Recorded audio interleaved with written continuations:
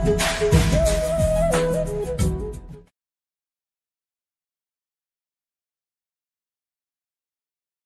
నమః. వినాయక చవితి అందరికీ గుర్తుండే ఒక వినాయక చవితి. దీన్ని పూజగా కాకుండా ఒక మెసేజ్గా మనం తీసుకుంటాం. మన యొక్క భూగర్భ జలాలన్నీ కూడా తగ్గిపోతున్నాయి కాబట్టి మీ ఇంట్లో మీ పిల్లలకి రెడీమేడ్ విగ్రహాలు ఇచ్చే బదులు మట్టిని తీసుకొచ్చి ఈసారి మీరు వినాయకులు తయారు చేయండి, మీరు చేస్తున్న వినాయకుడికి పూజ చేస్తాను ఒక టాస్క్ ఇవ్వండి. చాలా అద్భుతంగా ఉంటుంది. వాటిని పూజించండి.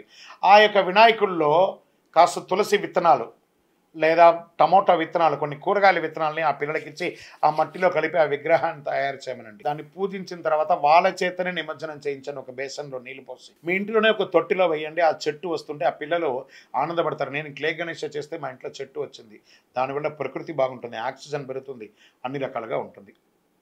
ఇక మండపాల్లో వినాయకులు పెట్టుకునే వాళ్ళు దయచేసి ఈ ప్లాస్టర్ ఆఫ్ ప్యారిస్తో కూడినటువంటి వినాయకుడిని దయచేసి పెట్టకండి. క్లే గణేశాన్ని పెట్టండి. తర్వాత మండపాల్లో ఈ సినిమా పాటలు అవన్నీ కూడా కాస్త అవాయిడ్ చేయండి. మనం భక్తిగా ఉండగలము అని అంటేనే ఆ యొక్క మండపాల్లో పూజించను, కానీ వేరే వేరే వ్యవహారాలతో మండపాల్లో ఉండకండి. ఎందుకంటే ఆ మండపం అంటే సాక్షాత్ ఒక గర్భాలయం లాంటిది. అది ఆ 9 రోజులు నవరాత్రులు, గణపతి నవరాత్రులు చాలా విశేషంగా చేస్తుంటాం కాబట్టి అక్కడ పవిత్రంగా ఉండడానికి ప్రయత్నం చేయండి.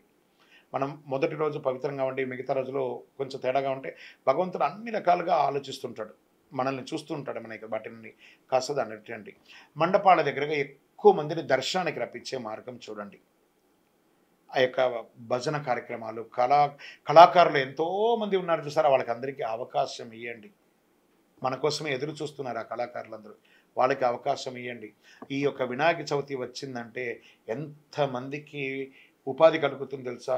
ఆకులు అలములు, మట్టి గణపతులు, పూజా ద్రవ్యాలు, భోజనాలు, మండపాలు, ఫోటోలు, ఫ్రేమ్లు, సెంటరింగ్లు, వాహనదారులు, వాయిద్యకారులు, ఎంతమందికి మనం తెలియకుండానే పరోక్షంగా మనం ఉపాధి కల్పిస్తున్నాం చూస్తారా. అందుకే భగవంతుడు గణపతితో ప్రారంభించి అద్భుతమైనటువంటి అవకాశాలు మనకి ఇస్తున్నాడు.